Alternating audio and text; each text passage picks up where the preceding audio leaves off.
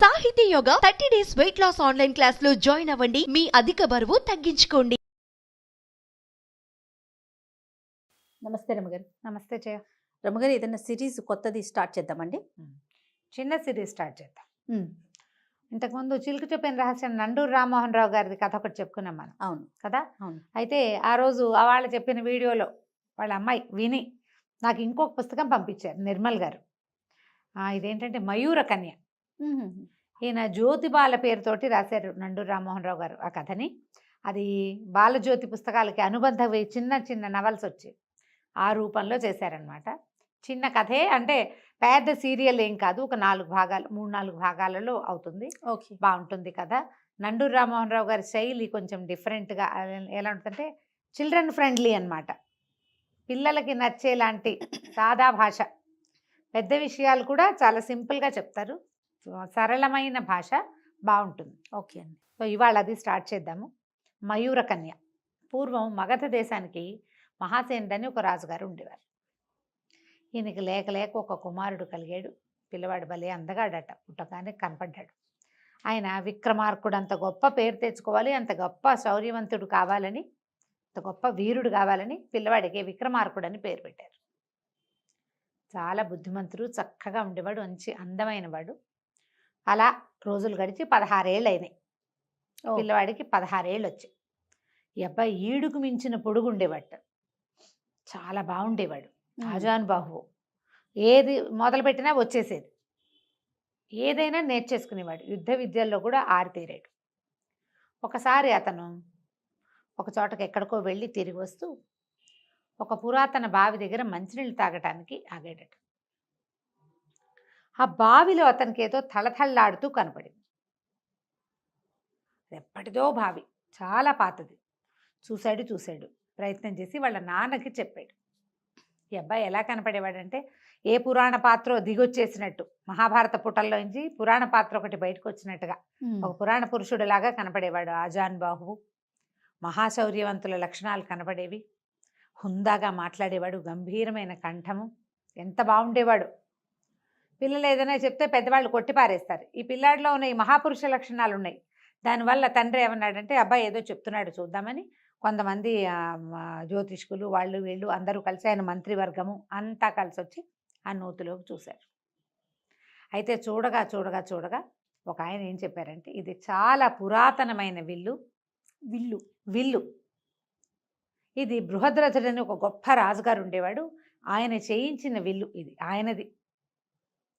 ఇది ఇక్కడ కనపడ్డం మన అదృష్టం, అబ్బాయికి మంచి యోగం ఉంది, అందుకే కనపడింది అని చెప్పి ఆ విల్లుని తీద్దామనుకున్నారు. నూతిలోంచి విల్లుని తీయాలంటే ఏం చేయాలి, బంగారపు విల్లట అది. ఇక నీళ్లు తోడారు, ఎంత తోడారో, తోడగా చివరికి నీళ్ళన్నీ అయిపోయి, పూడికి తీసేటప్పుడు బావిలో నీళ్ళు అట్లాగే తోడతారు. బావుల్లో పెద్ద విపరీతంగా జలాలు ఊరవు, స్లోగా ఊరుతాయి. పై నీళ్ళన్నీ తీసేశారు. విల్లు కనపడుతోంది. 4-5 దిగారు, అది ఎత్తలేకపోయారు దాన్ని. అయితే ఈ అబ్బాయి ఏం చేశాడట, మన విక్రమార్కుడు తనే దిగాడు. దిగితే అవలీలగా ఎత్తేసేట దాన్ని. ఎంత బాగా ఎత్తాడో, ఆశ్చర్యపోయారు. పెద్ద ధనుస్సు అది, ఆ బావి కూడా చాలా పెద్దది, బరువైన ధనుసు. 4 మనుషులు ఎత్తలేని దాన్ని ఒక్కడే కుర్రాడు, 16-18 సంవత్సరాల వాడు, చిన్నపిల్లాడు, లెక్క ప్రకారం చిన్నపిల్లాడు కదా, అంతేగా. కానీ అతను బయటికి తీసుకొచ్చాడు. తర్వాత నా వెల్లుకి శాస్త్రోక్తంగా విధి విధాయకంగా పూజ చేసి దాని మీద ధనుర్విద్య నేర్చుకోవటం మొదలుపెట్టాడు. దాంతో ఎట్లాంటి విద్య పట్టుబడిందంటే అతనికి 2 చేతులతోటి చేసేవాడు, బాణాలు వేసేవాడు, సవ్యసాచిలాగా. పురాణ పురుష లక్షణాలు ఉన్నాయని చెప్పామా, ఆ చెప్పిన వాటికి ప్రూఫ్గా కనపడేవాడు అతను. చాలా బాగా అస్త్ర విద్య నేర్చుకున్నాడు. అసలు ఆ కోదండం అనమాట, అది మామూలుగా విల్లు అంటే చిన్నదిగా ఉంటుంది, ఇది మనిషిని మించిన పొడుగుంటుంది. దాంతో అతనికి రాని విద్య లేదు, రాని ఆలోచన లేదు. దాంతో ఎన్ని రకాలైనా చేయగలడు అతను. ఆకాశంలో గిరికీలు కొట్టే పక్షులను కూడా కొట్టగలిగేవాడు. ఓ చోట ఉన్నది కాదు, ఓ చోట ఎగురుతున్నది కాదు, గిరికీలు కొట్టవాడు తిరుగుతూ ఉంటుంది, దాన్ని కూడా కొట్టేవాడు అనమాట. సవ్యసాచిగా ఉండేవాడు. సరే, పిల్లవాడు పెద్దవాడు అయ్యాడు. రాజుగారు ఏమనుకున్నారు, అబ్బాయికి పెళ్లి చేద్దాం అనుకున్నారు. ఇతను లోకంలో ఎక్కడా లేని విలు విద్య, అలాగే ఎక్కడా లేని ఒక అమ్మాయి కావాలనుకున్నాడు. అపురూపమైన సౌందర్యవతి. అతనికి ఒక ఊహ ఉండేది.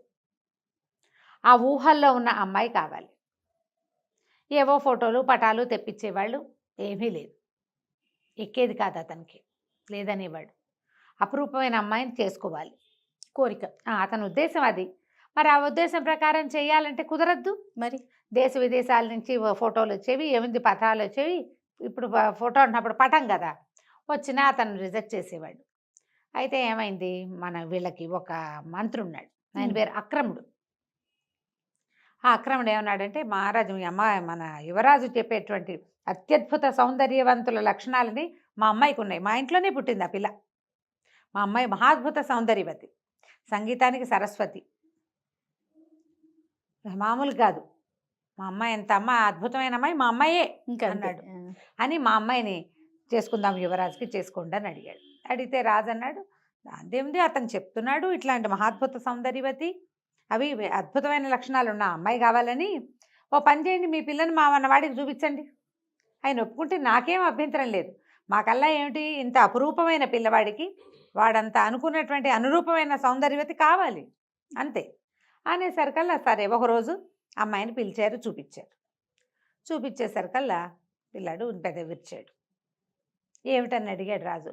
ఆ అమ్మాయి పేరు కృష్ణవేణి, పేరుకు తగ్గట్టుగా ఇంత బారెడు జడుంది, నల్లటి జుట్టు, అది తప్ప ఇంకా సౌందర్యం అనేది ఏం లేదు, మామూలుగా ఉంది, బాగానే ఉంది. కానీ నేను అనుకున్న సౌందర్యం ఈ అమ్మాయి కాదు, ఈ అమ్మాయి కాదన్నాడు. అక్రముడికి ఒళ్ళు మండిపోయింది. మీ పిల్ల అంత అందగతి కాదు అంటే ఒళ్ళు మండదు? ఆయనకి ఒళ్ళు మండిపోయింది. అదేంటి మహారాజా, మా అమ్మాయికి ఏం తక్కువ యువరాజా అన్నాడు. తక్కువ ఎక్కువ కాదు, నేను అనుకున్న సౌందర్యం కాదు అంటే ఈయన ఏమన్నాడు, మీరు అనుకున్న సౌందర్యవతులు కావాలంటే ఏ దేవలోకంలోనో ఎక్కడో ఉంటారన్నాడు. దేవలోకం వెళ్ళి తెచ్చుకుంటానన్నాడు ఈ అబ్బాయి. ఫిక్స్ అయ్యాడు దానికి. అంతే, నేను వెతికి తెచ్చుకుంటా, నాకు కావాల్సిన అమ్మాయి ఏ లోకంలో ఉన్నా సరే నేనే ప్రయత్నం చేసి నా దారిని నేను వెళ్ళి నేను వెతికి తెచ్చుకుంటా అనేసరికి ఇంకేమంటారు. எனக்கு చాలా కోపం వచ్చింది, కానీ ఇక ఏం చేయాలో తెలియలా, వీళ్ళంతూ చూద్దామనిపించింది. ఆయన ఏమనుకున్నాడు, తన కూతుర్ని యువరాణిని చేస్తే రేపొద్దున మహారాణి అవుతుంది, రాజ్యం తమదైపోతుంది అనుకున్నాడు. అది కుదిరేలాగా కనబడలే. అతని కూతురు అందగత్తే కానీ ఈయన అనుకుంటున్నటువంటి మహాద్భుత సౌందర్య రాశి అయితే కాదు. సరే తండ్రి సరే ఒప్పుకున్నాడు. కొద్ది రోజులు సరేలే, దేశాటన కనుక చేసి వస్తే పిల్లవాడికి కూడా లోకం తెలుస్తుంది, రేపు మహారాజు కాబోతాడు అందుకని చెప్పి ఓ పంచకళ్యాణి గుర్రమెక్కి తన చక్కగా విల్లుని చంకన పెట్టుకుని, తన విల్లుందిగా తగిలించుకున్నాడు, ధనుర్బాణాలు ధరించి తల్లిదండ్రులకు చెప్పేసి బయలుదేరాడు యాత్రకి. వెళ్ళగా వెళ్ళగా వెళ్ళగా ఎక్కడికో వెళ్ళిన తర్వాత అతను ఎక్కడికి వెళ్ళాడు, వీళ్ళు ఉన్నదేమో మగధ, ఇది ఆరావళి పర్వతాల వైపుకి వెళ్ళాడు. ఎంతో ప్రయాణంలో చూస్తూనే ఉన్నాడు ప్రపంచం అంతా. ఈ ఆరావళి పర్వతాల దగ్గర ఎట్లా కనపడిందంటే అతనికి ఒక 10 మంది ఒక వ్యక్తి మీద దాడి చేస్తున్నారు. అతని చేతిలో ఒక కత్తి ఉంది, కత్తి తెగదిప్పుతున్నాడు. చాలా అంటే వీరుడు, అతను యుద్ధం చేస్తున్నాడు. ఈ 10 మంది మనుషులు మంచి బలాఢ్యులు, గుర్రాలు ఉన్నాయి. వాళ్ళ డ్రెస్సింగ్ అది చూస్తే వాళ్ళు ఏదో ఉన్నత వంశాల వాళ్ళుగా లేరు, కొంచెం కుస్తీ పట్లు అవి పట్టే వాళ్ళలాగా ఉన్నారు. అంటే సాఫిస్టికేటెడ్ డ్రెస్సింగ్లో లేరనమాట. అప్పట్లో బట్టల్లో వేర్పాట్లు ఉండేవి, క్షత్రియోచితమైన బట్టలు వేరు, పనిపాటల వారి బట్టలు వేరు, తెలిసేది అట్లా. ఇతను ఏమనుకున్నాడు, చూస్తున్నాడు ఈ లోపల ఉన్నవాడి కత్తి కదలిక, వాడి లాఘవము, వాడి కదలికలు చాలా ఆసక్తి గొలుపుతున్నాయి. ఇతనికి కత్తి యుద్ధాలు అవి అలవాట్లేదు, విలువిద్యే కదా వచ్చు. కానీ అయితే ఏమైంది, సరే చూస్తూ ఉండగానే ఒకడెవడో దొంగ దెబ్బ తీయబోయాడు. ఇతను వెనకాల నుంచి బాణం వేసి కొట్టాడు. వాడు అక్కడి నుంచి లోపలికి వెళ్ళాడు, ఆ గుంపులోకి వాళ్ళ దగ్గరికి పరిగెత్తేసరికల్లా రెండో మనిషి సడన్గా వచ్చాడు. ఆజానుబాహు, పెద్ద విల్లు, పెద్ద గుర్రం, బ్రహ్మాండమైంది. దాన్ని చూసేసరికల్లా వాళ్ళు కూడా కాస్తగా హడావిడి పడ్డారు. ఇక అది 2 మనుషులు తోడయ్యేసరికల్లా 10 మంది కాళ్ళకి బుద్ధి చెప్పి పారిపోయారు. ఆ అబ్బాయి వాళ్ళందరూ పారిపోయేసరికల్లా సరే వీళ్ళిద్దరూ మాట్లాడుకుంటే అతని పేరు శక్తిసింహుడు, పాటలీపుత్రానికి చెందినవాడు. నాకు ఒక ఖడ్గ విద్య వచ్చు, ఏ రాజు దగ్గరైనా ఈ విద్యను చూపించుకుని పొట్ట పోసుకుందామని బయలుదేరాను. నా దగ్గర ఉన్నది 10 వరహాలు, అంతకంటే ఏం లేవు నా దగ్గర. దానికే 10 మంది దొంగలు వెంబడబడి ఇగో ఇలా చేశారు, ఇంత యుద్ధం చేశారు అంటే నీ కత్తి లాగవని నేను చూశాను అన్నాడు. కనపడింది కదా 10 మందిని బాగా నిలేసావు, వాడెవడో దొంగ దెబ్బ తీయబోయాడు కాబట్టి నువ్వు దొరికావు, కానీ లేకపోతే నువ్వు దొరికేవాడివి కాదు. నీ కత్తి తిప్పే విద్య చాలా బాగుంది, మన ఇద్దరం స్నేహితులుగా ఉందామన్నారు. సరే నువ్వెవరంటే 8వ దేశం అంటే మగధ దేశం. సరే ఏమిటి అంటే మా నాన్న అక్కడ రాజు అని చెప్పాడు. అతను ఆశ్చర్యపడి, ఏమిటి నువ్వు యువరాజువా? మగధ దేశపు యువరాజుని నేను. ఇలా ఒక స్వప్నాన్ని వెతుక్కుంటూ బయలుదేరాను అంటే ఇతను అన్నాడు కథల్లో లాగా యువరాజు పంచకళ్యాణిని వేసుకుని బయలుదేరాడు అన్నట్టుగా, బయలుదేరావా నువ్వు అంటే బయలుదేరాను. ఇట్లా ఒక ప్రత్యేకమైన సౌందర్యవతి నేను కలలో చూశానామని, నాకు ఒక ఊహ ఉంది, ఆ ఊహని నేను కల్లో చూశాను. ఒక సౌందర్యవతి అయిన అమ్మాయి చక్కగా నాట్యం చేస్తుంది, చాలా అపురూపమైన సౌందర్యవతి, భూలోక సౌందర్యం కాదనిపిస్తుంది. ఇప్పటికి ఎంతమందినో చూశాను, ఆ అమ్మాయి వాళ్ళు మ్యాచ్ అవ్వటం లేదన్నట్టుగా చెప్పాడు. చెప్పేసరికల్లా శక్తిసింహుడు అన్నాడు, ఈ ఆరావళి పర్వతాల్లో బాగా లోపలికి వెళ్తే ఒక చోట ఒక విచిత్రమైన దృశ్యం చూశాను నేను.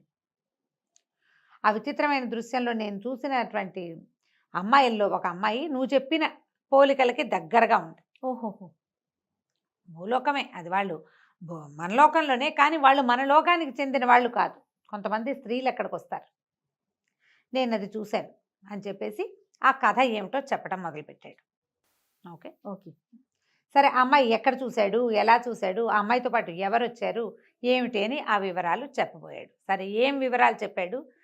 తను కావాలనుకున్నటువంటి మహాద్భుత సౌందర్యవతి ఆరావళి పర్వతాల్లో దొరుకుతుందో లేదో మనం వచ్చే భాగంలో తెలుసుకుందాం. శక్తిసింహుడు విక్రమార్కుడికి చెప్తున్నాడు, పాటలీపుత్రం వీళ్ళదే, మగధ రాజ్యంలో ఉంటుంది పాటలీపుత్రం. శక్తిసింహుడు వేరే ఏదో చిన్న ఊరు నుంచి వచ్చిన వాడనమాట. పాటలీపుత్రం ఎక్కడ, ఆరావళి పర్వతాలు ఎక్కడ, ఇంత దూరం వచ్చావు నువ్వు వెతుకుంటూ, అయితే నీకు సరిపడే అమ్మాయి, నువ్వు చెప్తున్న అమ్మాయిని నేను చూశాను అన్నాడు. ఏమట, ఇక్కడికి 10 ఆమడల దూరంలో లోపల, అడవి లోపల ఒక పెద్ద సరస్సు ఉంది. ఒకనాడు నేను ఆ సరస్సు ఒడ్డున అక్కడ ప్రయాణిస్తూ అక్కడ ఆగాను. అయితే నాకు దూరంగా ఇంద్రధనుసు వస్తున్నట్టు కనపడింది. నేను ఇంద్రధనుసు చూసి ఆశ్చర్యపోయాను. తర్వాత నాకు అర్థమైంది, ఆ ఇంద్రధనుసు కదిలిస్తోంది. నేను చూస్తూ ఉండగానే ఆ ఇంద్రధనుసు భూమి మీద వాలింది. క్రమంగా అందులోంచి ఒక్కో రంగు విడిపోయి ఒక్కొక్క నెమలిగా రూపాంతరం చెందింది. 7 రంగులు, 7 నెమళ్ళు, 7 నెమళ్ళు నాట్యం చేయటం మొదలుపెట్టినాయి. చేయగా క్రమంగా 7 నెమళ్ళు 7గురు అమ్మాయిలుగా మారిపోయినాయి. వాళ్ళు ఎక్కడి వాళ్ళో, దైవకాంతలు, ఎక్కడి నుంచి వచ్చారో నాకు తెలియదు, కానీ వాళ్ళల్లో ఆఖరి అమ్మాయి చాలా అందంగా ఉంది. వాళ్ళంతా ఆ చెల్లెల్ని పిలుస్తున్నారు. అయితే వాళ్ళు నాట్యం చేశారు, చాలాసేపు ఈదులాడారు. ఆఖరి చెల్లెలైతే ఎంత అందంగా ఉందో, నువ్వు చెప్పే అమ్మాయి ఆ అమ్మాయి అని నాకు అనుమానం. తర్వాత వాళ్ళు మళ్ళీ ఉత్తరీయాలు అవి పెట్టి సరస్సులో ఈదులాడారు, చాలాసేపు పాటలు పాడుతూ కోలాహలంగా గడిపారు. తర్వాత 7గురు నెమళ్ళుగా మారి, తర్వాత ఇంద్రధనుసుగా మారి వెళ్ళిపోయారు. నాకు అర్థమైనంత మటుకు వాళ్ళు ప్రతిరోజు వస్తారు. బాగుంది, నేను చూసా వాళ్ళని. మనకెందుకు, ఎవరో దేవతా స్త్రీలని, నా దారిని నేను వచ్చేసా. ఇప్పుడు నువ్వు చెప్తున్నావు కదా, కావాలంటే వెళ్ళి చూద్దాం పద అంటే సరే ఏమనుకున్నారు, చూద్దాం. చూడాలంటే ఇతని దగ్గర పంచకళ్యాణి ఉంది కదా, పంచకళ్యాణి మీద ఇద్దరు ఎక్కితే బాగోదు, కాసేపు వరకు ఓకే. పైగా ఇద్దరు బలశాలుడు కదా. ఏం చేశాడు మన విక్రమార్కుడు, ఊళ్ళోకి దాని సమీపంలో ఉన్న ఒక చిన్న పట్టణంలోకి వెళ్ళారు. వెళ్ళి ఆ పూటకు విశ్రాంతి తీసుకుని అక్కడ ఇంకో గుర్రం కొన్నాడు శక్తిసింహుడి కోసం. చేరో గుర్రం, తన గుర్రం తను, శక్తిసింహుడి కోసం కొన్న గుర్రాన్ని అతను ఎక్కి ఆ ఆరావళి పర్వతాల లోపలి భాగాల్లో ఉన్న ఆ పెద్ద సరస్సు అక్కడికి వెళ్ళారు. గుర్రాలని వేరే చోట కట్టేశారు. వీళ్ళిద్దరూ ఆ సరస్సు దగ్గరున్న పొదల్లో దాక్కుని కూర్చుని ఉన్నారు. సమయం గడిచింది రాలా. నువ్వు నిజమే చెప్పావా, ఇది జరుగుతుందా అని ఆశ్చర్యంగానే ఉంది. జరగకపోతుంటే సరికల్లా జరిగిందో లేదో అన్న అనుమానం వస్తుంది కదా. చూద్దాం అంటుండగానే మధ్యాహ్నం ఎండెక్కేసరికల్లా దూరంగా ఇంద్రధనుసు కనపడింది. అదుగో వస్తోందన్నాడు. ఇద్దరు నిశ్శబ్దంగా కూర్చున్నారు. ఇంద్రధనుసు భూమి మీదకి వాలింది. ఒక్కో రంగు విడిపోయింది, ఒక్కొక్క నెమలిగా మారింది. నెమళ్ళు నాట్యం చేయటం మొదలుపెట్టాయి. ఎంత అత్యద్భుత నాట్యమో అది. అక్కడి నుంచి ఒక్కొక్కళ్ళు ఒక్కొక్క స్త్రీగా మారిపోయారు. అక్కడి నుంచి ఏవేవో కబుర్లు చెప్పుకున్నారు. కబుర్లు చెప్పుకున్నాక సరే పాట పాడు కిరణ్మయి, కిందటిసారి తప్పించుకున్నావు అని ఆఖరి అమ్మాయిని పాట పాడమన్నారు. అందరిలోకి చిన్నపిల్లగా ఉన్న అమ్మాయి ఇతను మన విక్రమార్కుడు కల్లో చూసిన అమ్మాయి. ఓహో, ఎంత అందంగా, అందరూ బాగున్నారు. ఈ ఒక పిల్ల ఇంకా అందంగా ఉంది. అక్కడి నుంచి పాట పాడమన్నారు. ఈ మౌన కూడా తప్పించుకున్నావు, పాట పాడాల్సిందే, నిన్న నువ్వు పాడలేదు అన్నారు. అంటే అప్పుడు వీళ్ళంతా వాళ్ళలో ఒక అక్క ఏమందంటే, నీ స్వప్న సుందరుడు ఎవరో ఉన్నాడు కదా, అతని మీద పాడవే అని అడిగింది. ఏమిటి పాటలు కూడా పాడుతుందా అని ఇంకొకళ్ళు అడిగారు. ఏముంది, అతని మీద కవిత్వం కట్టి పాడుకుంటుంది, మొహమైనా చూపించట కనపడుతూ ఉంటాడు, ఎన్నాళ్ళుగాను కవిత్వం రాసుకుంటుంది, అదే పాట పాడుతుందని ఓ పాట పాడిచ్చారు. పాడితే ఎవరో స్వప్న సుందరుడు ఆ పిల్లకి రోజు కల్లో కనపడతాడు, అతని ముఖం ఈ అమ్మాయి చూడలా చూచాయిగా తెలుసు అతను, కానీ తెలియదు. ఆ అమ్మాయి పాట పాడింది, సిగ్గుపడుతూ మహానందంలో మునిగిపోయాడు విక్రమార్కుడు. మన శక్తిసింహుడు అన్నాడు, నువ్వేనేమోనయ్యా నీ గురించే పాడుతోందో ఏమిటో అమ్మాయి, నీకు ఆవిడ కల్లో కనపడింది, ఆవిడనే పెళ్లి చేసుకోవాలని ఉంది, ఆవిడ కూడా నువ్వు కల్లో కనపడతావు, దైవం విధించిన సంవిధానం ఇది, మరి వీళ్ళని ఎట్లా పట్టుకోవటం, వీళ్ళు దేవతా స్త్రీలు, ఇక్కడ వాళ్ళే లేరు, ఏ గ్రహాంతర వాసులు ఎక్కడి నుంచి వచ్చారు, ఏదో దేవలోకం నుంచి వచ్చారో తెలియదు కదా అంటే ఏమన్నాడు, అలా కాదు, వాళ్ళు ఇప్పుడు స్నానానికి వెళ్తారు, ఉత్తరీయాలు తీసి అక్కడ పెడతారు, ఆ ఉత్తరీయాల వల్లే వాళ్ళు నెమళ్ళుగా మారతారు. నేను చూశాను కిందటిసారే, ఇప్పుడు కూడా మనకు అర్థమవుతుంది. ఉత్తరీయం ఇక్కడ పెడతారు కదా, ఆ అమ్మాయి ఉత్తరీయం తీసి దాచేయన్నాడు. సరే వీళ్ళు ఏం చేశారు, 7 ఉత్తరీయాలు పైన వేసుకునే ఓణి లాంటిది ఎత్తి అక్కడ చెట్ల మీద వేశారు. ఆ అమ్మాయిది లేత గులాబీ రంగు, ఏదో మంచి రంగు. వీళ్ళంతా నీళ్ళల్లోకి వెళ్ళారు. ఇతను ఏం చేశాడు, తన ధనుసు కొసతోటి ఆ ఉత్తరీయాన్ని లోపలికి లాక్కున్నాడు, పొదలోకి చేత్తో పుచ్చుకుని కూర్చుని ఉన్నాడు. స్నానాలు అయిపోయినాయి, బయటకు వచ్చారు.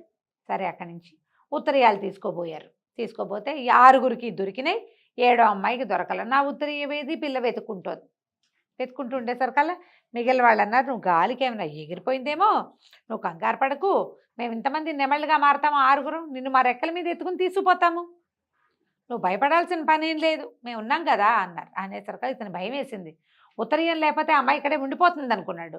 ఇప్పుడు కనుక వాళ్ళ అక్కయ్యలే దాని గాల్లో నుంచి లేపుకుని తీసుకెళ్ళిపోతే అక్కడి నుంచి తటాలన బయటకు వచ్చాడు. బయటకు వచ్చేసరికి అలా కంగారు పడి ఈ 6 అమ్మాయిలు మాయమైపోయారు. ఉత్తరీయం లేని కిరణ్మయి మాయం అవ్వలేక ఉండిపోయింది, ఏడుస్తూ నుంచుంది బికమొహం వేసి. నా ఉత్తరీయం ఎందుకు ముట్టుకున్నావు, నువ్వెవరివి ఏమిటి అంది. కానీ అమ్మాయికి వీని ఎక్కడో చూసామనిపించడం మొదలెట్టింది. పురాణ పురుషుడిలా ఉంటాడని చెప్పుకున్నాం కదా.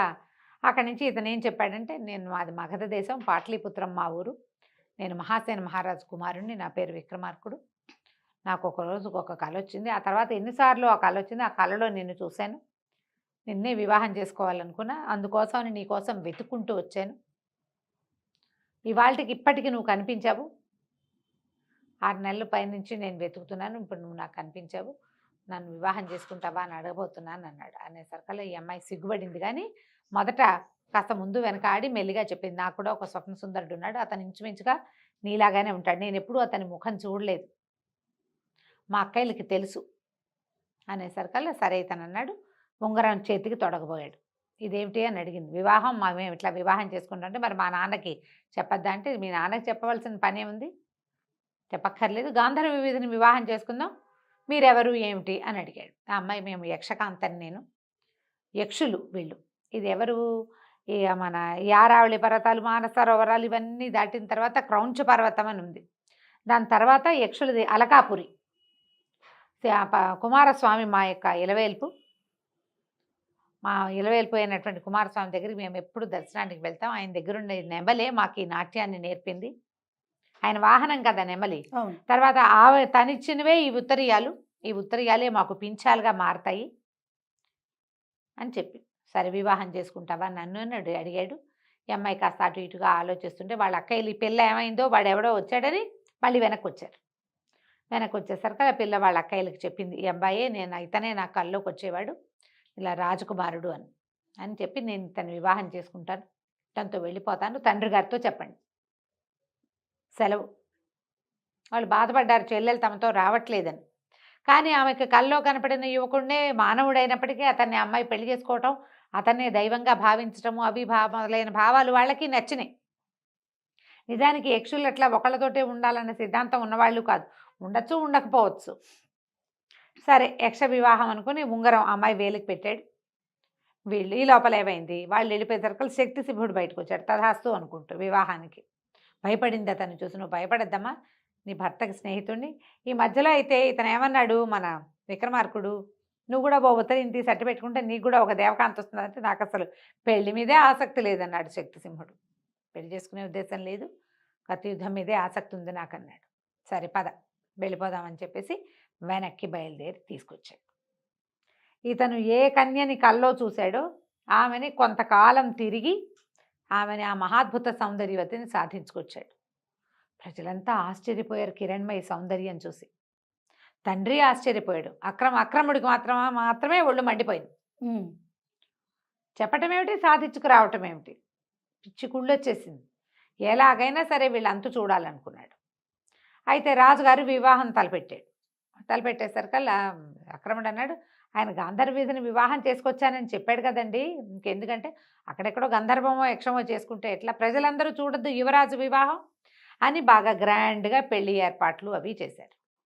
ఈ పెళ్లి ఏర్పాట్లలో ఈ అక్రముడు ఏం చేశాడు, వీళ్ళకి అవతలున్న కళింగ రాజుతోటి మాట్లాడి మేము పెళ్లి హడావిడిలో ఉంటాము, మేము ఎట్లాగూ నువ్వు రాజ్యాన్ని ఆక్రమించు, మా వాళ్ళు యుద్ధంలో ఓడిపోతారు, మా రాజ్యాన్ని నీకు కట్టబెడతాను, మా పిల్లని నువ్వు పెళ్లి చేసుకో, ఇలాంటి ఒక వడంబడికతోటి ఆ కళింగ రాజుకి వీళ్ళ తాలూకు ఆనుపానులు అందించేశాడు.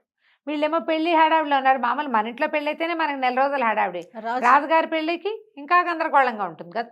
ఈ గోలలో ఉన్నారు. ఈ కళింగ రాజు ఎట్లా వీళ్ళ మీదకు దూసుకొచ్చాడు, ఏం జరగబోతుందో మనం వచ్చే భాగంలో తెలుసుకుందాం. విక్రమార్కుడు కిరణ్మయి అనే మయూర కన్యను తీసుకుని వచ్చేసాడు. రాజుగారు ఏమనుకున్నాడంటే యక్షల దగ్గర వివాహం చేసుకున్నాడు, ఇక్కడ మనం కూడా వివాహం చేద్దామని గ్రాండ్గా వివాహం తలపెట్టారు. అయితే తన కూతుర్ని యువరాజుకి ఇచ్చి పెళ్లి చేయాలనుకున్న మంత్రి అక్రముడికి మాత్రం చాలా ఒళ్ళు మండిపోయింది. సహించలేనట్టుగా ఉంది. నా కూతురు ఎక్కాల్సిన రాజ్యం, ఈయన ఓవర్ యాక్షన్ తోటి ఎక్కడి నుంచో వెళ్ళి ఎక్కడి నుంచో ఎవతనో తీసుకొచ్చేసాడు. ఎలాగైనా ఇది చెడగొట్టేయాలి, నా కూతురు అనుభవించిన రాజ్యం కూడా ఉండకూడదు అనుకున్నాడు. ఇలాంటి స్వార్థపరులు ఎప్పుడూ కనిపిస్తారు. అతను ఏం చేశాడంటే వీళ్ళ రాజ్యానికి కొంత దూరంలో అవతలగా ఉన్న కోసల రాజ్యాధిపతి అయిన కుటిలవర్మతోటి మాట్లాడాడు. ఈ కుటిలవర్మకి ఎప్పటి నుంచో ఈ మగధ మీదకి రావాలని ఉంది. ఈ మగధ ఏంటంటే మంచి సస్యశ్యామలమైన సుభిక్షమైన రాజ్యం. రాజు చాలా గట్టివాడు, పైగా ఈ రాకుమారుడు ఇలాగ సవ్యసాచి కదా, తనకు దొరికిన విల్లు, అతను వేయగలిగేటువంటి బాణాల ఆ ప్రజ్ఞ, అతని శౌర్యం వల్ల చుట్టుపక్కల ప్రాంతాల్లో అన్ని చోట్ల ఉన్న వీరులు శూరులు ఎంతమందో మగధ రాజ్యంలో చేరారు. సుభిక్షమైంది. దీని మీదకి అతను దండెత్తాలని అనుకుంటూ దానికోసమని వేల కొద్దీ సైన్యాన్ని ఏర్పరచుకుంటున్నాడు. సరైన సమయం కోసం చూస్తున్నాడు. అదే సమయంలో ఈ అక్రముడు ఏం చేశాడంటే అతనికి తనకు ఒక నమ్మిన బంటు ద్వారా వార్త పంపించాడు. విక్రమార్కుడు యక్షకన్యను తెచ్చాడు, వివాహపు ఏర్పాట్లలో ఉన్నారు, మరి మాగధులంతా కూడా వివాహపు గోల్లోనే ఉన్నారు. ఈ సమయంలో గనక మీరు దండెత్తితే రెడీగా ఉండరు, యుద్ధానికి సన్నద్ధం కావాలి కదా, రెడీగా ఉండరు. ఈ సమయంలో అయితే మీరు మగధని జయించగలుగుతారు అని మగధ రాజ్యపు ఆనుపానులు అప్పచెప్పేశాడు. కుటిలవర్మ మొదలు పెట్టేశాడు. అక్కడి నుంచి చుట్టుపక్కల రాజ్యాలంటే వాళ్ళు ఉన్న వైపు నుంచి వాళ్ళు జ్వరపడాలంటే చిన్న చిన్న జానపదాలని వాటిని దాటి కదా రావాలి. ఈ జనపదాలని దాటేటప్పుడు ఏంటంటే ఆ ఊళ్ళల్లో కూడా రాకుమారుడి పెళ్ళని అన్ని చోట్ల ఉత్సవాలు జరుగుతున్నాయి. అన్ని ఊళ్ళకి పిలుపులు వచ్చినాయి. అన్ని ఊళ్ళ నుంచి జనం కొంతమంది వెళ్ళారు. ఇక్కడ ఉన్న వాళ్ళు కూడా చక్కగా ఇల్లు అన్నీ అలంకరించుకుని రాజుగారు పంపించినటువంటి కానుకలు ఇంటింటికి వస్తే మరి చాలా అద్భుతమైన విషయం కదా. వీళ్ళంతా పెళ్లి ఏర్పాట్లలో పెళ్లి వార్తలు తెలుసుకోవడం కోసం ఉత్సాహంగా ఇవాళ ఏం ప్రోగ్రాము, రేపు ఏం ప్రోగ్రాము, ఏ రాజులు వచ్చారు, ఎవరు రాలేదు, ఈ గందరగోళంలో ఉండి ఎవరు అస్త్రము ధోరణే లేదు. వాడు చొచ్చుకు రావటం మొదలుపెట్టాడు. సరిగ్గా మగధ మీదకి వచ్చేసాడని, కొన్ని జానపదాలని అతను పట్టేశాడని, తర్వాత ఏమో ఏమంటారు దాన్ని, ఊళ్ళోకి ప్రవేశించడానికి దగ్గరకు వచ్చేస్తున్నాడని వార్త ఎప్పుడు వచ్చింది, వివాహపు రోజే వచ్చింది. ఓహో, గొల్లు మనిపోయారు ప్రజలు. అందిన కాడికి ఆయుధాలు పట్టుకుని సైన్యం సమాయత్తం చేసుకున్నాడు. విక్రమార్కుడు పెళ్లి పీటల మీద నుంచే లేచి వెళ్ళిపోయాడు. వివాహం అవలా, పెళ్ళి ఇంకా జరగాలి. ఇకేం చేస్తాడు, తండ్రి చాలా బాధపడ్డాడు. అయ్యో నాయన, నేను వృద్ధుడైపోయాను, ఈ యుద్ధాన్ని నేను ఎదుర్కోలేను, పెళ్లి మండపం నుంచే నిన్ను లేవదీయవలసి వస్తుందని చాలా బాధపడ్డాడు. కానీ సైనికులు సైన్యము అందరూ కూడా తయారైపోయారు. వీళ్ళంతా మహాప్రతాపవంతులు. ఇతని గురించి తెలిసి వచ్చిన వాళ్ళే ఎక్కువ మంది ఉన్నారు. వీళ్ళు వెళ్ళిపోయారు యుద్ధానికి. సరే ఇలా అయిందని బాధపడుతున్నారు. కానీ కిరణ్మయి ఏమిది, వివాహం ఆగింది, మళ్ళీ వస్తాడు, పెళ్లి చేసుకుంటాడు అనుకుంటుంది. అమ్మాయి అంతఃపురంలో ఉండిపోయింది. ఒక వారం గడిచేసరికల్లా విక్రమార్కుడు పట్టుబడ్డాడన్న వార్త వచ్చింది. ఈ వార్త ఎవరు తెప్పించారు? అక్రముడే తెప్పించాడు. ఓకే. 4-5 రోజులు అయ్యేసరికి విక్రమార్కుడు కుటిలవర్మకి బందీగా దొరికేశాడని, కుటిలవర్మని ఓడించలేకపోయాడని, అతన్ని బందీగా చేశాడని వచ్చేసరికల్లా గగ్గోలెత్తిపోయారు ఊళ్ళో అంతా. అంతఃపురం అట్టుడికిపోయింది.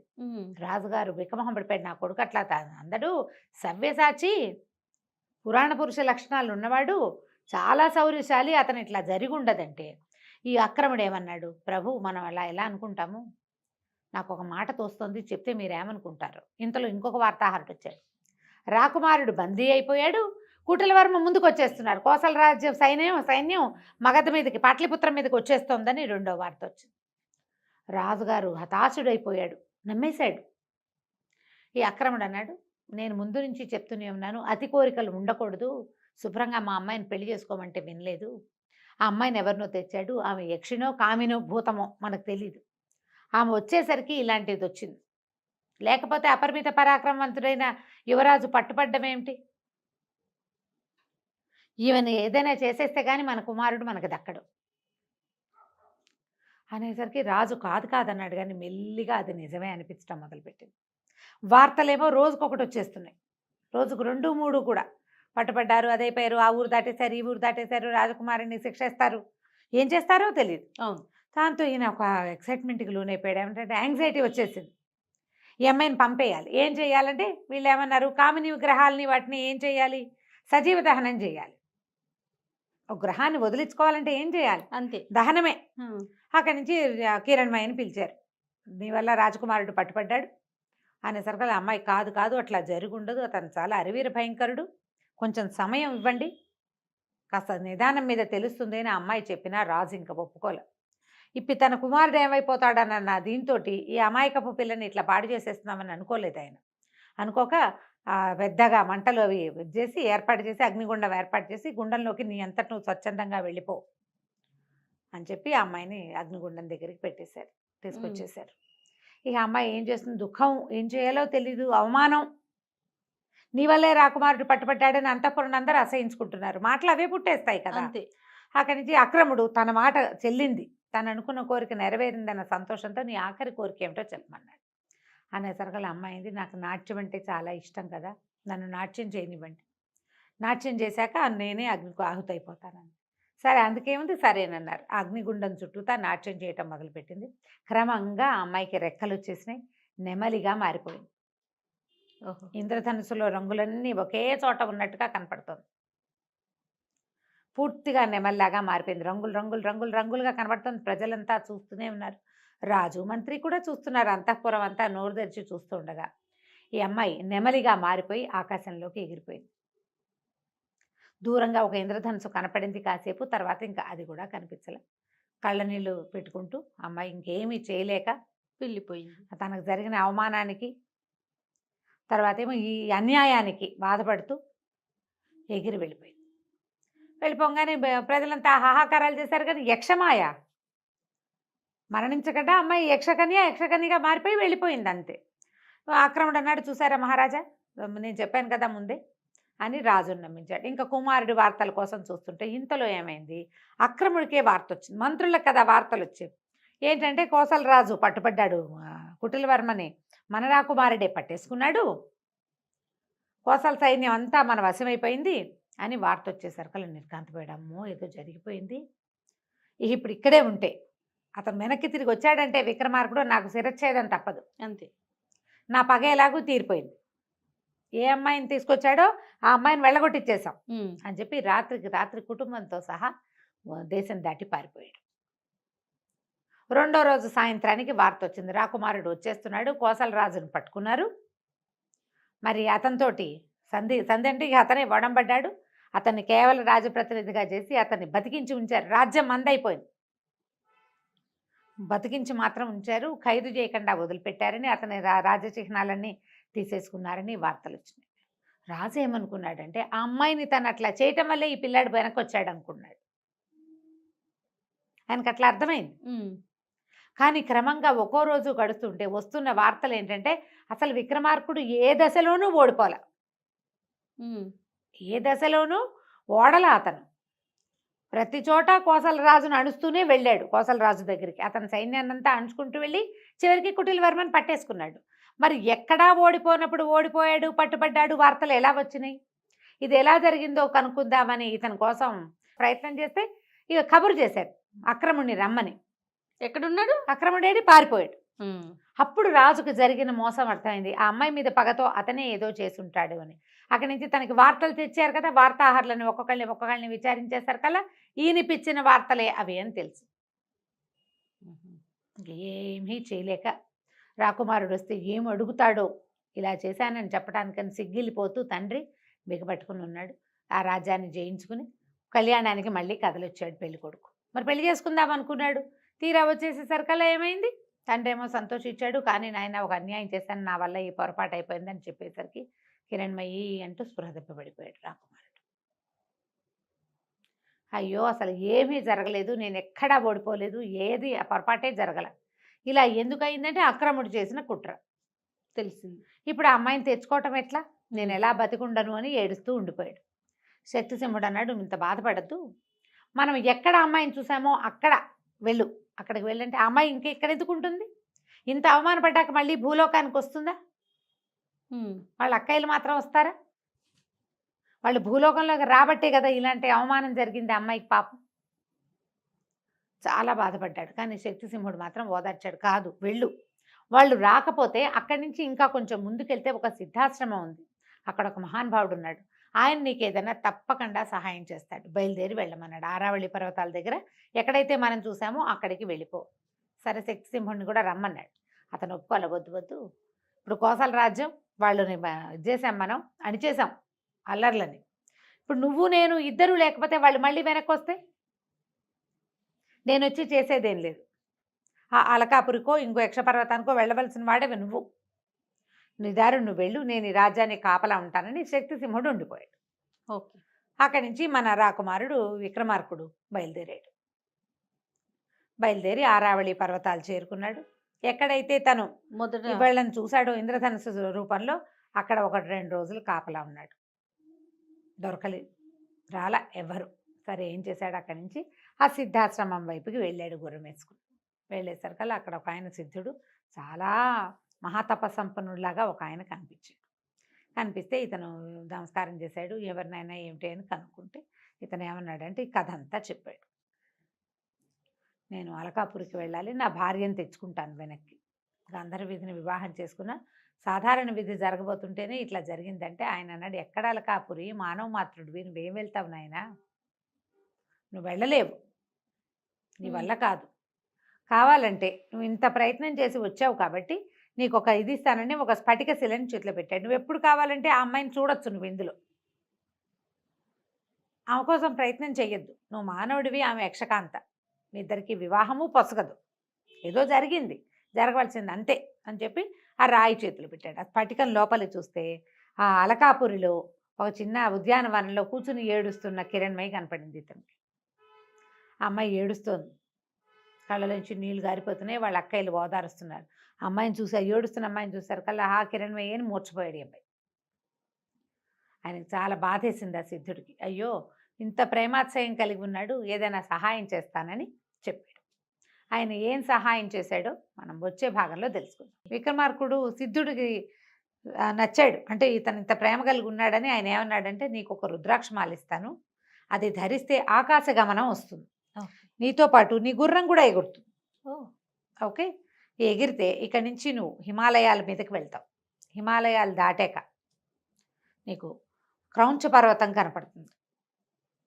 క్రౌంచ పర్వతం దాటాక అక్కడ దాకా నీకేం భయం లేదు, క్రౌంచ పర్వతం దగ్గర భయం కలుగుతుంది. దాని తర్వాత కైలాస పర్వతం, దానికి ఎడం వైపు చర్యల మీద ఆ యక్షపర్వతము, దాంట్లో అలకాపురి ఉంటాయి.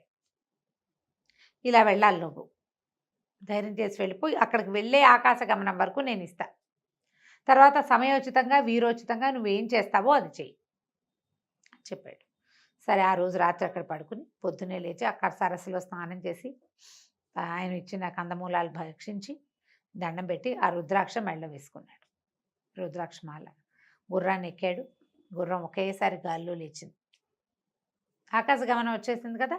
అక్కడి నుంచి ఇతను ఈ ఈ మన ఆరావళి పర్వతాల దగ్గర నుంచి అలా వెళ్ళి క్రమంగా భారతదేశంలో ఇదేమో దాని మన ఏమంటారు అది కురు పాండవ యుద్ధం జరిగిన అది కురుక్షేత్రము కురుక్షేత్రం. అవి చూస్తూ ఒకటి ఒకటి ఒకటి దాటుకుంటూ హిమవన్నగం దాటి ముందుకెళ్తే ఇప్పుడు అప్పటిదాకా ఏముంది ఆ పైకి వెళ్తుంటే మామూలుగా పైకి వెళ్తే భయం వేయాలి. హిమోత్పర్వతము దాని ముందుండే ఇంకేదో పర్వతము ఇవన్నీ దాటినా భయం వేయాల. క్రౌంచ పర్వతం దగ్గరికి వెళ్ళేసరికల్లా ఆయన సిద్ధుడు చెప్పినట్టే భయం వేసింది. 3 శిఖరాలు ఉన్నాయట. ఆ 3 సాధారణ కొండ శిఖరాల్లాగా లేవవి, సజీవంగా ఉన్నాయి. ఒకదాంతో ఒకటి కుమ్ములాడుకుంటున్నాయి శిఖరాలు. ఆ, ఒకటి రెండో దాన్ని కుమ్ముతుంది, అది వంగిపోగానే మూడోది వచ్చి మొదటి దాన్ని కుమ్ముతుంది. ఇట్లా పైకి కిందకి పైకి కిందకి అయిపోయింది. ఒకదాన్ని ఒకటి గుద్దేసుకుంటున్నాయి. దేవతలు కూడా భయపడతారు వాటి మధ్యలోకి వెళ్ళటానికి. అవి ఎలా దాటాలో తెలియలే. ఏ క్షణాన్ని ఏది పైకి వచ్చేస్తుందో తెలీదు, ఏది కుంగిపోతుందో తెలీదు. మూడోది వచ్చేస్తుంది. ఈ రెండింటిని చూసుకుంటే మూడోది వచ్చేస్తుంది. అప్పుడు వీరోచితమైన ఆలోచన ఒకటి చేశాడు. ఒకేసారి తన ధనుసుకి 3 బాణాలు సంధించి 3 బాణాలని 3 శిఖరాలకి తగిలేలాగా కొట్టాడు. దెబ్బకి కుంగంగానే గుర్రాన్ని నదిలించి దాటేశాడు. దాటేస్తే కైలాస పర్వతం దాటాడు. పరమేశ్వరుడికి పైనుంచే నమస్కారం చేసుకున్నాడు.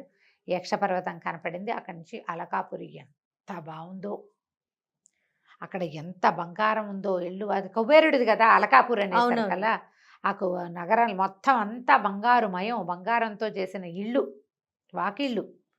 అసలు ఎన్ని రకాల కట్టడాలు, ఎంత బంగారమో, ఎలా మెరిసిపోతోందో అది. చాలా చాలా చాలా బాగుంది. అక్కడి నుంచి ఒక సరోవరం ఉంది, పెద్ద పెద్ద సరోవరాలు, ఒక పెద్ద ఉద్యానవనం, చైత్ర రథం అట దాని పేరు. అందులో ఒక పెద్ద సరస్సు ఉంది. కిరణ్మయి మొదట కలిసినప్పుడు చెప్పింది, మీకు మానస సరోవరం ఉంది కదా, మీరు ఇక్కడికి ఎందుకు వస్తారు అంటే, మాకు కూడా చైత్రరథంలో పెద్ద సరస్సు ఉంది, దాంట్లో బంగారు హంసలు తిరుగుతూ ఉంటాయి. హంసలకి నెమళ్ళకి వైరం. మేము నాట్యం చేస్తాం, ఈ నెమళ్ళుగా మారుతాం, వాటికి పడదు. అందుకని మేము అక్కడ కాకుండా భూలోకానికి వస్తున్నాం, మా నాట్యానికి అడ్డం లేకుండా ఉండటం కోసం అని చెప్తుంది. అది ఇప్పుడు చూస్తాడనమాట. బంగారు తామర పువ్వులు, ఈ హంసలు ఆ తామర తోళ్ళని కొరికి తింటున్నాయి. పువ్వులు ఇట్లా బంగారు రంగు పువ్వులు, కింద చక్కటి నీరు పీల్చడానికి తామర తూళ్ళు ఉంటే తామర తూళ్ళని తింటాయి. చాలా విశేషంగా ఉంది. అతను అక్కడే కూర్చున్నాడు. ఈ అమ్మాయిని ఎట్లా కలుసుకోవాలా అని. ఇంతలో కొంతమంది ఆడపిల్లలు నీళ్లు తీసుకెళ్ళటానికి కడవలతో, బంగారు కడవలు, ఇక అంతా బంగారమే, వచ్చారు. వచ్చేసరికల్లా వాళ్ళల్లో ఒక అమ్మాయి కొంచెం నిదానంగా నడుస్తుంటే, ఆ అమ్మాయిని మంచినీళ్ళు ఇవ్వవా అని అడిగాడు. అడిగేసరికల్లా అంత చెరువు ఉంటే నేను నీళ్ళు ఇవ్వాలా నీకు అని. అంటే చెరువులో నీళ్ళు ఉన్నాయిలే, నీ అంత అందమైన అమ్మాయి చేత్తో నీళ్ళు తాగితే బాగుంటుందని నీకు నీళ్ళు తాగటం, నీళ్ళు పోయమన్నాడు. కడవతో నీళ్ళు పోస్తుంటే ఆ అమ్మాయి అప్పుడు పరిశీలించింది, ఇతను ఎంత సమున్నతాకారుడు, ఎంత తేజస్శాలి, ఎంత సౌందర్యవంతుడు, మీరెవరు, ఎక్కడి నుంచి వచ్చారు అని అడిగింది. వైకుంఠం నుంచి వచ్చిన ప్రద్యుమ్నులా, లేకపోతే స్వర్గం నుంచి వచ్చిన నలకూబరులా, ఎవరు అని అడిగింది. అడిగేసరికల్లా అన్నాడు, నేను ఎవరిని కాదు, మానవ మాత్రుణ్ణి. ఇక్కడ ఏమిటి సందడి, ఏం జరుగుతోంది అంటే, మా ఇంట్లో మా రాజుగారి ఆఖరమ్మాయి పెళ్ళికి కావలసిన నీళ్లు తీసుకెళ్ళటానికి మేమంతా వచ్చామంతే. రాజుగారి అమ్మాయి ఎవరు ఏమిటి అని అడిగే లోపల ఆఖరమ్మాయి కిరణ్మయి, చంద్రుడి కిరణాలు రాసిపోసినట్టు ఉంటుంది, ఆ అమ్మాయి పెళ్ళని అనగానే తను నిర్ఘాంతపడి, కిరణ్మయికి పెళ్ళా అని ఆశ్చర్యపోయాడు. ఆమె ఎవరో మానవ మాత్రుడిని ప్రేమించిందని తండ్రి అసలు రానివ్వలేదు. నువ్వు బాగున్నావు, నువ్వు అందంగా ఉన్నావు, నీ పేరెంతో బాగుంది అనగానే ఇలా రహస్యాలు చెప్పేస్తారు ఆడపిల్లలు. చూడండి ఎన్ని మొత్తం చెప్పేసింది. మా రాజుగారికి 7 కూతుళ్ళు, 6 అమ్మాయిలకి పెళ్ళిళ్ళు అయిపోయినాయి, ఆఖరమ్మాయి పెళ్ళి, ఈ అమ్మాయి ఒక మానవుడిని ప్రేమించింది. అప్పుడు ఆ అమ్మాయికి స్ట్రైక్ అయింది. అయితే ఆ మానవుడివి నువ్వే కాబోలు, విక్రమార్కుడివి కాదు నువ్వు అని అడిగింది. అడిగేసరికల్లా అతను అవునన్నాడు. అవునంటే మా ఎంతో ఏడుస్తోంది, మరి వరుడు ఎవరన్నాడు. వరుడు మా రాజుగారి మంత్రికి కుమారుడు, చిత్రసేనుడో ఏదో అతని పేరు. చాలా బలవంతంగా ఒప్పించాడు. ఆ అమ్మాయికి ఆయన పెళ్ళిని ఆయన ఒప్పుకోలేదు. గాంధర్వ వివాహాన్ని, మానవమాత్రుడిని ప్రేమించి అక్కడ ఉండిపోయిందని అసలు లోపలికే రానివ్వలేదు. పైగా ఆ అమ్మాయి నువ్వు లేని సమయంలో చాలా అవమానపడి వచ్చింది దుఃఖంతో. అక్కయ్యలు చాలా బతిమలాడితే మళ్ళీ వివాహం చేసుకుంటానని ఒప్పుకున్నాకే లోపలికి రానిచ్చాడు. వేరే దారి లేక ఒప్పుకుంది. కంటికి కడివేడు నీళ్లతోటి ఏడుస్తూ ఉంది. ఆ అమ్మాయి నేను కల్లో కనపడింది, అతను నేను వరించాను, ఆయన ఉండగా నాకే అవమానం జరగలేదు అని చెప్పినా కూడా తండ్రి ఒప్పుకోలేదు, నీతో పెళ్ళికి ఒప్పుకోడు అంటే ఇతను ఏమన్నాడు, సరే నేనేదో చేసుకోగలిగే ప్రయత్నం చేసుకుంటా, అనే ఉంగరం తీసి చేతిలో పెట్టాడు. ఈ ఉంగరం ఇవ్వు అని. దాని మీద ధనుస్సు బొమ్మ ఉంటుంది, తండ్రి గుర్తు, అతని రాజముద్ర. ఇంతలో ఏమైంది, ఇక్కడ ఎవరో ముందు వెళ్ళిపోయారుగా ఆడపిల్లలు కొంతమంది, ఎవరో మానవుడు ఉన్నాడు సరస్సు దగ్గర చైత్రరథంలో అని కబురు వెళ్ళిపోయింది. సైనికులు వచ్చేసారు. ఎవడు మానవుడు ఏడని ఇతన్ని పట్టేసుకున్నారు. ఈ లోపల ఈ ఉంగరం చూసుకుంది ఆ పిల్ల. ఈ పిల్ల వెళ్ళి, ఈ అమ్మాయి వెళ్ళి, హరిణి వెళ్ళి ఉంగరాన్ని ఇచ్చింది కిరణ్మయికి. ఉంగరం ఇచ్చేసరికల్లా ఆశ్చర్యపోయింది. ఎక్కడిదే ఈ ఉంగరం అంది. ఉంగరం ఎలా వస్తుందమ్మా, ఉంగరం పెట్టుకున్న వాడు వస్తేనే ఉంగరం వస్తుంది మరి అని అనేసరికి ఎక్కడున్నాడు ఏమిటి అంటే అని పరిగెత్తుకుంటూ వెళ్ళింది. నాన్న నా భర్త వచ్చేసాడు, నా వివాహం ఆపేసి నా భర్తకి నన్ను ఇచ్చి పంపించేసేమంటే ఆయన ఒప్పుకోలు. మానవుడు వాడు ఎట్లా వస్తాడు అంటే, కాదు అతను చాలా పరాక్రమశాలి తేజశాలి అంటే ఒప్పుకోలేదు. కానీ వాడి సంగతి చూస్తాను, వాడిని చంపేస్తానన్నాడు. అయ్యమ్మ ఏడ్చుకుంటూ అక్కయ్యల దగ్గరికి పరిగెత్తింది. నా భర్త వచ్చేసాడు, నా కోసమే వచ్చాడు, ఇంత శ్రమపడి వచ్చాడు, నాన్నేమో పెళ్ళి అంటున్నాడు, చంపేస్తానంటున్నాడు, సహాయం చేయమని. అక్కయ్యలు 6 పరిగెత్తుకొచ్చారు తండ్రి దగ్గరికి. అతను చాలా పరాక్రమవంతుడు, చాలా ప్రత్యేకమైన విల్లుంది, సవ్యచాచిలాగా బాణాలు వేస్తాడంటారు, మేము చూసాము అతన్ని, మనిషి చాలా బాగున్నాడు, కావాలంటే ఏదైనా పరీక్ష పెట్టు, నువ్వు ఒక పెళ్లి కొడుకుని చూసావు, అదొక పెళ్లి కొడుకుని చూసుకుంది, ఇద్దరికి పరీక్ష పెట్టండి, ఎవరు మంచివాళ్ళు ఎవరు ఉత్తములు అని తేలితే వాళ్ళకే ఏదైనా, ఎవడ పరాక్రమశాలి అయితే వాడికి ఇవ్వాలి అంతే అనేసరికి సరే ఒప్పుకున్నాడు. అక్కడి నుంచి సరే యక్షులంతా ప్రేక్షకులు అయ్యారు. వీళ్ళిద్దరికీ పరీక్షలు పెట్టారు. పరీక్ష పెట్టడానికి అతనేమనుకున్నాడు, ఆ చిత్రసేనుడో ఏమో వాడి పేరు, చిత్రరథుడు కాబోలు అవతలవాడు అంటే రెండో పెళ్లి కొడుకు. అతను ఏముంది, నేను యక్షుణ్ణి వీడిని మానవుడిని జయించడం సులువు కదా, చేస్తానన్నాడు. 3 పరీక్షలు పెడతామన్నారు. ఎవరు ఎక్కువ ఎత్తుకి బాణం వేయగలుగుతారో చూద్దామనుకున్నారు. ఈ అబ్బాయి దగ్గర ఉన్నదే ధనుస్సు, అతనికి ఉన్నదే విలువిద్య. సరే చిత్రరథుడు ఇతను ఇద్దరు కలిసి ఆకాశంలోకి బాణ ప్రయోగం చేశారు. చిత్రరథుడు వేసింది కొంత మటుకు వెళ్ళి పడిపోయింది, ఎత్తు కనపడుతోంది. ఇతను వేసిన బాణం ఎంత పైకి వెళ్ళిందంటే, ఈ అబ్బాయి బాణం పడిపోయినా అతనిది పైకి వెళ్తూనే ఉంది, విక్రమార్కుడిది పైకి వెళ్తుంటే ఆకాశంలో ఒక గరుడు పక్షి తిరుగుతోంది, అది ఆ బాణాన్ని నోట ఖర్చుకుని తీసుకుపోయింది. బాణం కింద కూడా రాల, పైకే వెళ్ళిపోయింది. జనం అంతా చప్పట్లు కొట్టారు, కానీ ఆయన ఒప్పుకోవాలి, అదేతో పక్షి పట్టుకెళ్ళిపోయింది కాబట్టి ఇది కుదరదు, ఇంకో 2 పరీక్షలు ఉన్నాయి చూద్దామన్నారు. ఈసారి ఇక్కడ ఉద్యానవనం ఉంది కదా చిత్రరథం, అక్కడ చూశారనమాట. అక్కడ ఏం చేశారు, ఖర్జూరపు చెట్లు ఉన్నాయట, 10 వరుసగా ఉన్నాయి. వీటిలలో ఎక్కువ వృక్షాలని పడగొట్టేవాడు సాటి లేని విలుకాడు. ఇద్దరు చెరుకో పక్కన వేశారు, నుంచున్నారు. ఈ అబ్బాయి గంధర్వ పెళ్లి కొడుకు వేసిన దాంతో ఏమో మొదటి చెట్టు చీలిపోయింది, రెండో చెట్టుకి గుచ్చుకుని ఆగిపోయింది. మన విక్రమార్కుడు వేసిన బాణం మాత్రం 5 చెట్లను చీల్చుకుంటూ వెళ్ళి 6 చెట్టు గుచ్చుకుంది. చెట్లలో నుంచి వెళ్ళిపోయింది అనమాట. ఎంత బలంగా లాగుతారో అంత స్పీడ్గా కదా వెళ్ళేది. బాణం ఎలా వెళ్తుంది, బలాన్ని బట్టే. వెళ్ళేసరికి కదా అందరూ చప్పట్లు కొట్టారు, శబాష్ అన్నారు. రాజుగారి కొళ్ళు మండిపోయింది ఆ యక్షరాజుకి. అయినా సరే 3వ పరీక్ష ఉంది, ఇదంతా తేలిక కాదు అని చెప్పి వరుసగా గవాక్షాలు ఉంటాయి, హోల్స్ లాగా గోడకి కోడలోంచి ఒక చెయ్యి బయట పెట్టి ఉంటుంది, అందులో కిరణ్మయి చెయ్యి ఏదో గుర్తుపట్టాలి. 7 అమ్మాయిలు నుంచున్నారు, 7 హోల్స్ ఉన్నాయి, 7 కిటికీలోంచి చెయ్యి బయటకు వచ్చింది. ఈ అబ్బాయి ఆ చెయ్యి పట్టుకుని చెప్పాలి. పట్టుకోవచ్చా, చూసండి, పట్టుకోవటమో చూసో ఓకే, ఏదో ఒకటి చెయ్యాలి. చేతులు బయట ఉంటే కిరణ్మయి చెయ్యి గుర్తుపట్టాలి. పాణిగ్రహణం చేసావు కదా నువ్వు, గుర్తుపట్టమన్నాడు. మొదటి పెళ్లి కొడుకు వచ్చాడు, 3వ చెయ్యిని ఇదే అన్నాడు, కాదు అది 3వ అమ్మాయిది అయింది, కుదరలేదు. ఊరికే అంటే ఫ్లూక్గా చేయవలసిందే. కాకపోతే ఇతను మాత్రం ఒక్కో చెయ్యి చూసుకుంటూ వెళ్ళాడు. మధ్యలో కిరణ్మయి చెయ్యి గుర్తుపట్టాడు. ఆ చేతి మధ్యవేలికి తన బాణము గుర్తున్న ఉంగరం ఉంది, తందే ఉంగరం. సమయస్ఫూర్తితో ఆ అమ్మాయి ఆ ఉంగరం పెట్టుకుని అతనికి సహాయం చేసింది. ఇందులో ఇతని ప్రజ్ఞ కాదు, జస్ట్ ప్రెజెన్స్ ఆఫ్ మైండ్ ఉంది అంతే. అన్ని చేతులు ఒకేలా ఉంటాయి, ఒకే వయసు ఉన్న ఆడపిల్లల చేతులు ఒకలానే ఉంటాయి, అందరికీ కంకణాలు ఉంటాయి, ఉంగరాలు ఉంటాయి, గోళ్ళకి రంగులు అవి ఉంటాయి. సమయస్ఫూర్తి ఆ ఉంగరాన్ని చూసుకున్నాడు అంతే.